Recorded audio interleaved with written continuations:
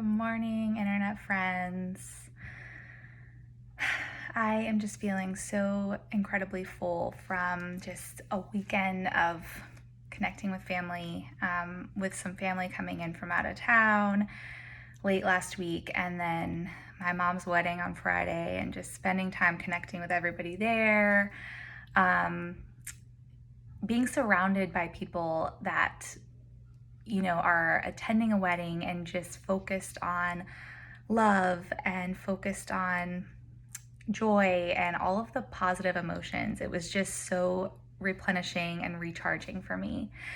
And it got me thinking about this series that I've been doing around working with the other side of that, the difficult emotions, the fear and overwhelm and anxiety that we experience, and that I think a lot of people are experiencing right now.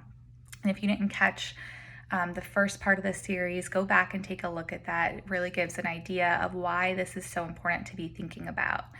But we are experiencing some turbulent times in our world right now, and it is creating a sense of urgency, a sense of collective fear. And it's very, very easy to get stuck in that and to feel overwhelmed and to feel like there's too much to worry about. We cannot stop worrying. And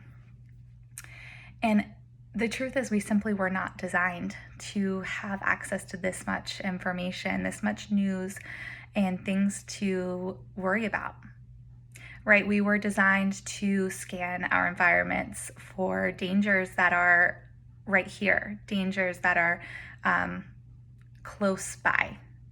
And so when we're aware of information that's going on in other parts of the world, while there's benefit to that and there's benefit to understanding the bigger picture, it can also create a sense that there's more danger than what our bodies can handle. And that's where we get stuck. So what I would like to dive into today is using our social resources as a tool, our social networks as a resource, as a tool for working with these difficult emotions. And what do I mean by that? I simply mean saying yes to the party, saying yes to the wedding. If you are feeling well, if you're feeling healthy, go to the social things. Spend time, surround yourself with people. If you can embrace, get hugs, give hugs, maybe linger in the hug a bit longer. Being around people sends our nervous system the message that we are safe. We are incredibly attuned to each other's nervous systems. So if you can surround yourself with people who feel safe, people who you trust, people who you love, do so. Because it is so recharging for our nervous systems. It sends us the message that we are loved, that we're supported, that we're safe. And that's so important for our bodies to be able to feel. And what I would like to add to that is talk with the people that you love about the things that are concerning your heart. Building a network of people that you trust, people that have, some people that have similar beliefs to you, some people that have slightly different beliefs, but aren't necessarily going to challenge you or create more havoc in your mental field, but people who, can be empathetic towards you. And what I would encourage you to do is talk with those people openly, because we get stuck in our minds worrying. We get stuck up here thinking about things, overthinking about things, and really ruminating on things. But if you can speak it out and talk with people about it, it goes so much further. Open up the conversation. Talk about the things that you are worried about. And one of the other ways that using your social network as a resource can come in handy is if you are finding that you're overwhelmed by the news, you're overwhelmed by social media, you're overwhelmed by information overload, then find someone who you trust that you can have a pact with, to where you can say, hey, I'm feeling overwhelmed and I need to take a social media break. I need to take a news break, like a device break. And I need to give my nervous system the chance to rest and relax. And I'm going to trust in you to keep an eye on the news. And I'm going to trust in you to be my safety net and let me know if there is something going on in the world that's important for me to know.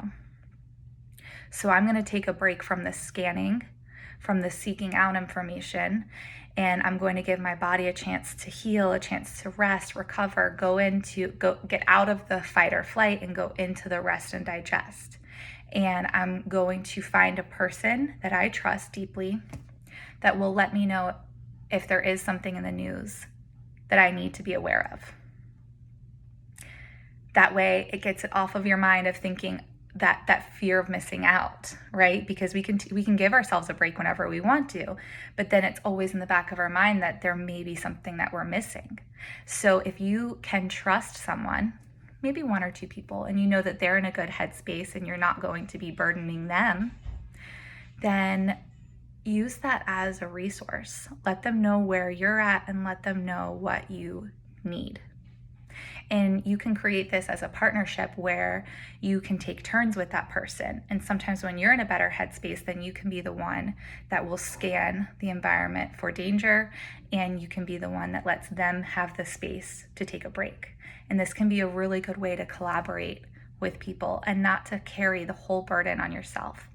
Because again, I say this all the time, but we were not designed to do this all alone. We are social creatures by nature. We feed off of each other. We feed off of each other's emotions, our nervous systems. And while current advice is to protect ourselves through distance, there is also value in protecting ourselves through coming together.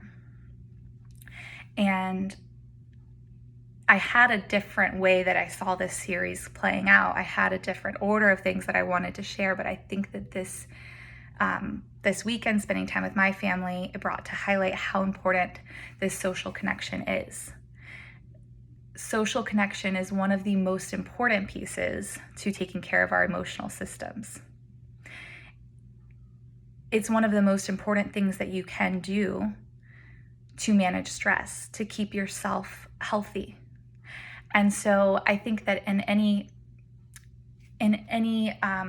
landscape where you're talking about managing stress, it has to come first where you're getting that social support.